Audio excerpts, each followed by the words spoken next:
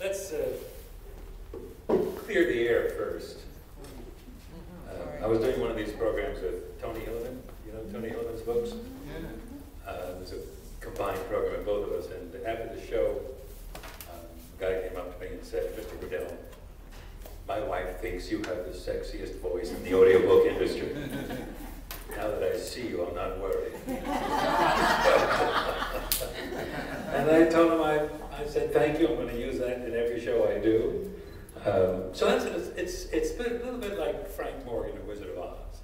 You hear the wizard saying, "This is the way to Oz," and you open the curtains, you see this little guy turning knobs. So here I am in the flesh. I may not look like Mitch Rapp to you. I'm a little bit like Quillerin, but I'm not sure. I'm certainly not Scott Horvath.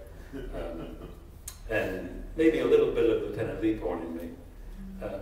I just want to, I always start by saying thank you for coming. Thank you for listening. Because without you, I would not be here.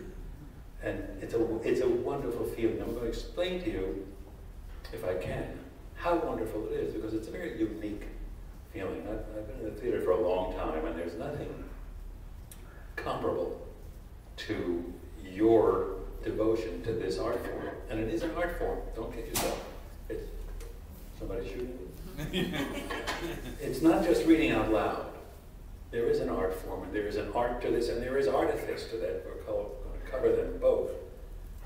But it's, you do a show and people stand at the backstage door and they say, "Gee, we really loved your performance, thank you."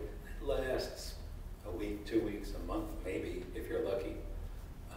But you people and audiobook listeners listen for hours on end, every day, on their way to work, in the house, as they work on their crafts, as they clean the house. So there is a very unique relationship between us, even though you don't know me, but you think you know me. And we're going to talk about that relationship because it sustains audiobook, it sustains the audiobook phenomenon. No one knew they would become as popular and as consuming as they are. No one had any idea. When I started, there were 3 companies. Now there are about 79 companies doing audiobooks. There's something in that, and it's not just to drive your way to work. There's something more in that. So I want to thank you for listening and for being there, because I record in a very tiny room with a microphone right here, and there's an engineer on the other side of the glass. And that's it. There's nobody else there. And when I come here, I hear people ask me questions, they tell me what they've listened to, what they've read. It makes me feel that you're there with me in the booth, because I take you all, I take your faces in there with me, so I have someone to tell the story to. Because if you're not talking to someone, you're talking to the wall, as they say. So thank you. It's a little bit like being a literary hermit crab, scuttling around the currents of literature, finding a home in someone else's imagined truth. And that's what acting is, and that's what the audiobook world to me represents. If you log on to my website, www.georgeguidall.com, you'll find an article there that I wrote called "My Life as a Literary Hermit Crab." And it'll kind of tongue-in-cheek, but kind of describe what the experience is like. So now that we cleared the air, and you see me here, it's always a little uneasy for me to present myself. I've been at places, they said, "Well, gee, you sound like Quillerin, but you're not Quillerin," or "You sound like Leaphorn or Mitch Rapp, but you're not, you're just totally different." And sometimes they have to rearrange their apparatus in their head to listen to me the next time. An example of that is, we talk about the artifice in audiobook narration. We were doing The Hunchback of Notre Dame several years back, which incidentally is a beautiful recording and a wonderful story to listen to. It's a marvelous travelogue of Paris. People think of The Hunchback of Quasimodo, played by Charles Laughton in the movies. It's nothing quite like that. It's a very fascinating book to experience. But we were looking for the voice of Quasimodo, who is deformed, has 1 or 2 teeth in his mouth, and he's challenged in so many areas.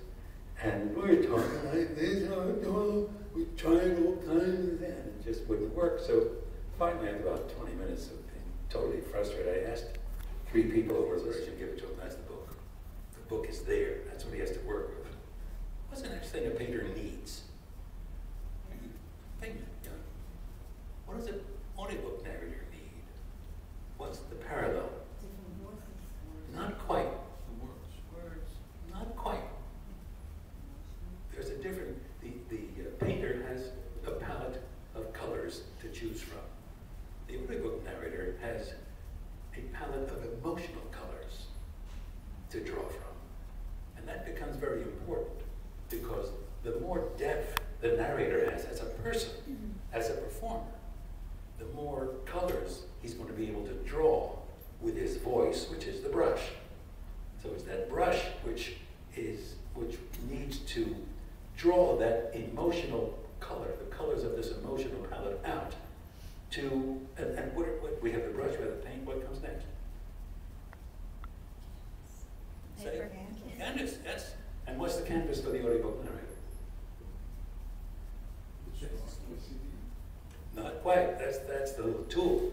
If the empathic response of this, the person, and not only the person, but it's the reader's, the listener's empathic response. The canvas is your empathic response to this imagined truth. Now what happens when my response to the material, whatever it is, appeals and agrees with your response to the material? We have a relationship because our empathies have joined together. And you say, that's what causes a relationship in the long run. You make a relationship with someone because they match you in so many ways. Their empathic response to the world, to nature, to love, to hate, to violence.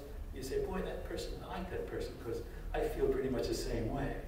So that's that relationship that happens that makes a person say, with that narrator, whoever they may be, that's the voice I want to listen to.